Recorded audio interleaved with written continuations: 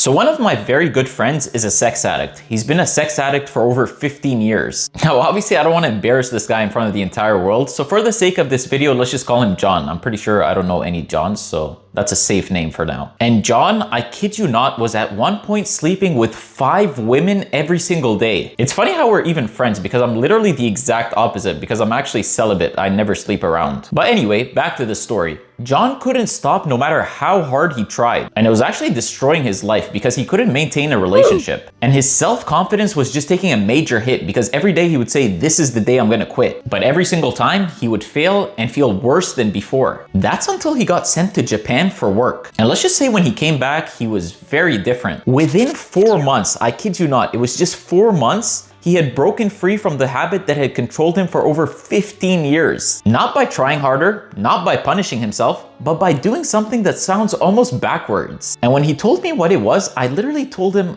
it can't be that simple. There's no way this is what made you quit. But it turns out everything we've been taught about breaking bad habits just seem to make things worse. Think about what most people do when they want to break a bad habit. They go to war with it. They delete apps, they throw stuff away, they look in the mirror and say, "Yes, this is a new me. I'm a beast. I'm gonna overcome this addiction." And it works.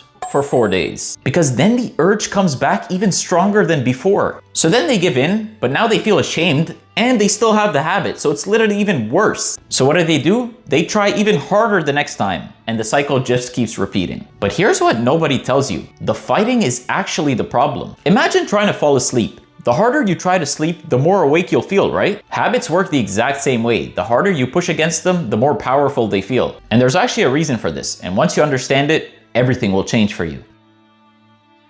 So while John was in Japan for work, this one evening he was just walking around exploring the city by himself. He ended up at this temple where there was a monk sitting outside. John sat down next to him and they started talking. Eventually the monk told him a story about himself. You see, when this monk was younger, he had a serious anger problem. Tiny things would bother him all day long and eventually he would just explode on all his students. He tried everything to fix it. Hours of meditation, strict discipline, even punishing himself when he lost control, but none of that worked. He said that the harder he fought the anger, the bigger and more explosive it got. Then one day an older monk gave him one simple instruction. Stop trying to get rid of your anger and just watch it. So the next time anger showed up, he didn't try to crush it. He just noticed it. Things like the heat in his chest, his jaw getting tight, and his thoughts starting to spin. And slowly, it stopped controlling him. Not because he defeated it, but because he stopped wrestling with it. And you see, John sat with that story for a very long time because he realized that he had also been wrestling with his addiction the exact same wrong way.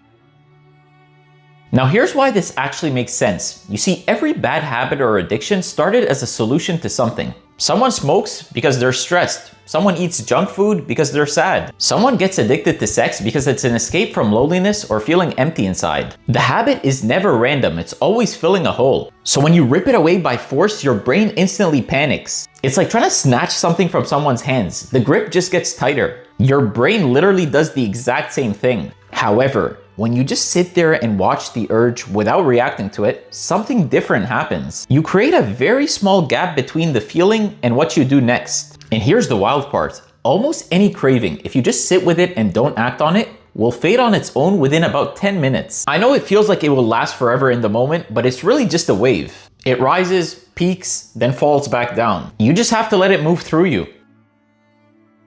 The monk gave John a specific method, and I call it the 10-minute rule. When the urge hits, instead of giving in straight away or swearing you'll resist it forever, I just want you to say out loud, "I'm gonna wait 10 minutes. That's literally it. That's all I want you to say. But here's the key. During those 10 minutes, you do not distract yourself. I repeat, do not distract yourself. Do not grab your phone. Do not turn on a TV show. Do not go for a walk to avoid the feeling. You just sit there and you actually pay attention to what the urge feels like. Where does it show up in your body? What thoughts come with it? Does it get stronger at first, then quiet down? You just observe everything. You see, John actually started to keep a little notebook. Not to track his failures, but just to write down what the urge felt like every time. And then he noticed something weird. They were almost identical every single time. Same tension in his shoulders, same spiral of thoughts. And once he could recognize the pattern, it lost some of its mystery. It felt less like an emergency and more like a predictable visitor. Now, John told me that the first few minutes were absolutely brutal. He felt restless and uncomfortable and like he had to do something right now. But then around minute 8 or 9, it shifted. The urge was still there, but it was quieter and much more manageable. And that's when John realized something that changed everything.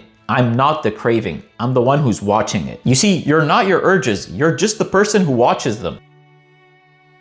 The second idea John brought back from Japan is Kaizen. It's a Japanese word that means small continuous improvement. And the idea sounds almost too small to matter. So let's say that someone acts on their addiction every single day. Their goal should not be to immediately go cold turkey and never do it again. The goal is to wait just a little longer than yesterday. Wait 1 extra hour, then tomorrow, 1 more. That's it. Your brain barely even notices a change that small. But here's what's happening underneath. When you make a huge dramatic change, your brain treats it like a threat and fights back hard. But when you make a tiny change, it slips through without resistance. And those tiny shifts day after day slowly rewire how your brain responds to the urge. You see, John didn't go from addicted to completely free overnight. He just waited a little longer each time and observed a little more each time. And month by month, the addiction quietly lost its power. Now here's the part most people miss completely. If you remove an addiction without dealing with the reason you had it, something else will fill that same gap. You see, John was not addicted to sex because it felt good, even though I wouldn't know what that feels like.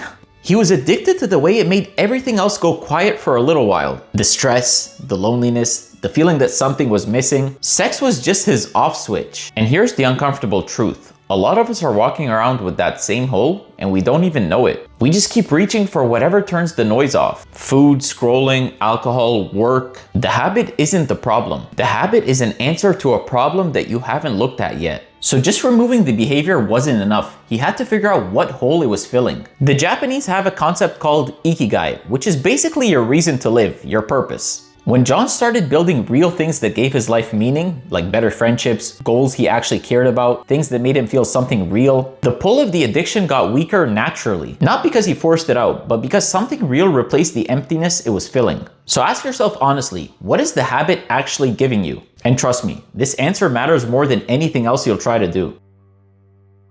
Last thing, and this one's very important, shame does not work as motivation.